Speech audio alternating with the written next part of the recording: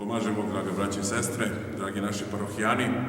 Kao i prethodnih godina i ove godine nastavljamo saradnju sa lokalnom samoupravom, a sve u cilju renoviranja i opremanja ovoga našeg prelepog svetoga hrama, Svete Mati naše Paraskeve.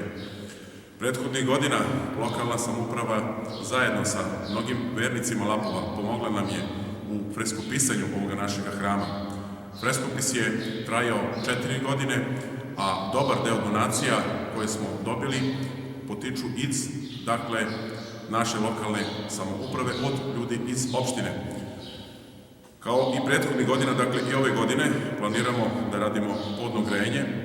Nadamo se da će ovo podno grejanje dosta da pomogne starijim ljudima koji dolaze u naš sveti hram za velike praznike koji padaju u zimi, kao što su Božić, Banja Veče, Sveti Nikola i ostali veliki praznici, i dosta ljudi nam se žalilo da je hladno kao što i jeste, a ovo podno grejanje će na neki način da reši taj problem. Ove godine lokalna samouprava je obezbedila za hram 1.000.000 dinara i taj novac je iskorišćen za kupovinu materijala. Materijal za podno grejanje je kupljen i on je dovežen, nalazi se ovde u porti našoj.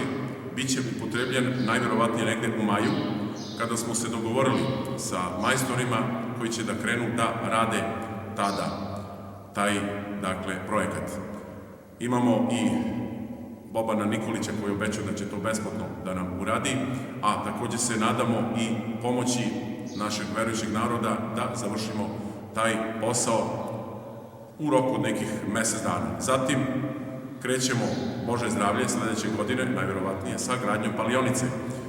Moram da pohvalim našu saradnju između crkvene opštine i opštinske, uprave, bez ikakve političke, konotacije, već u smislu da zajednički radimo na ovom svetom zadatku, da što lepše opremimo našu crkvu, da ona bude zaista još lepša, mada je i njena lepota sada evidentna, a svakako sa ovim radovima koje planiramo i u porti i u hramu, ona će biti još i lepša.